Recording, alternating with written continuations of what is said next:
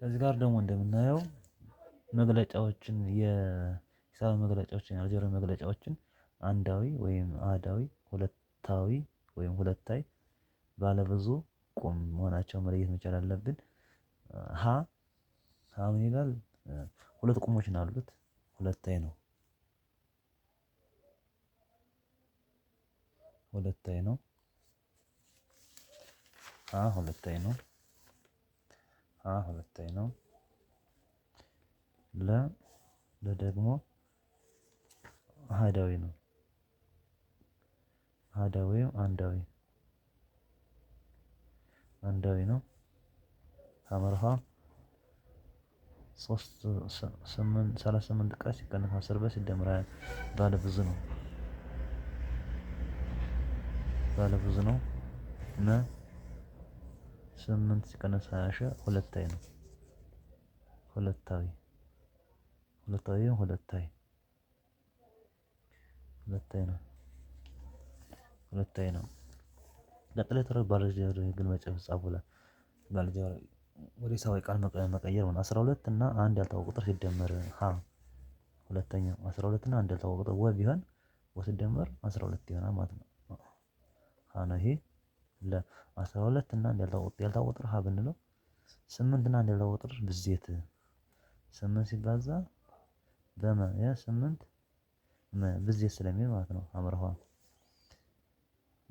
አንድ ያልታወቀ ቁጥር በስድስት ተካፍሎ 4 ሲጨመርበት በስድስት ተካፍሎ ያልታወቀ ቁጥር ወይም ሸ በለው ሲካፈል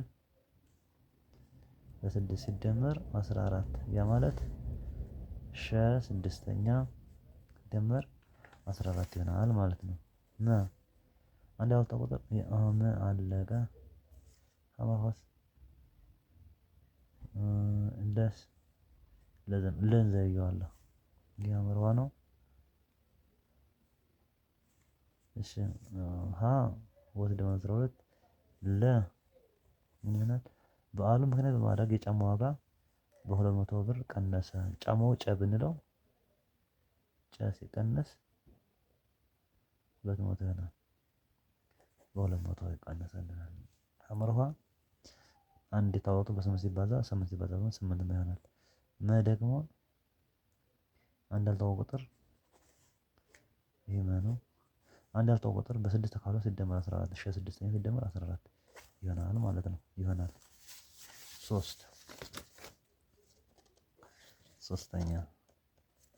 ሶስተኛ እስኪ ይሄን ሪቫይዝ ለማድረግ እንሞክር። እዚህ ጋር መጽሐፉ ላይ አለ አይ ቲንክ አንድ ያልታወቀ ቁጥር በ10 ጨመረ ይላል ሲደመር 4 በ30 ጨመረ በ20 ጨመረ በ50 ጨመረ በ80 ጨመረ 8 ሲቀነስበት የሁለት ያልታወቁ ቁጥሮች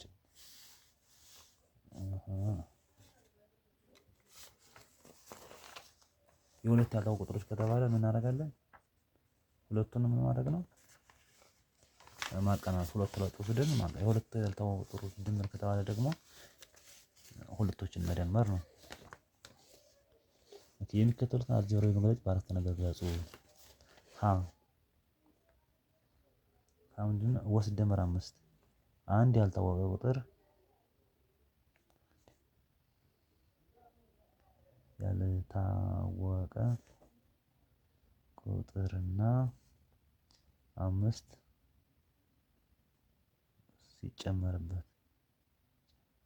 ሲጨመር ወይም ሲደመርበት ወይም ድምር ማለት እችላለሁ።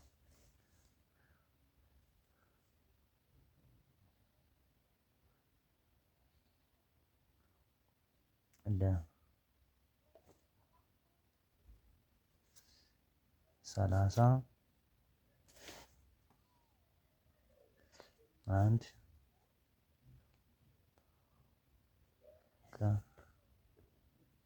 ቁጥር ሲቀነስ ሐመርሃ አንድ ያልታወቀ ቁጥር በ3 ተባዝቶ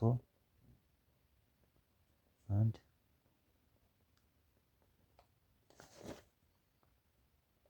ቁጥር በ3 ተባዝቶ ለ7 ሲካፈል እንሰራለን ማለት ነው። እንዲህ አድርገን እናስቀምጣለን።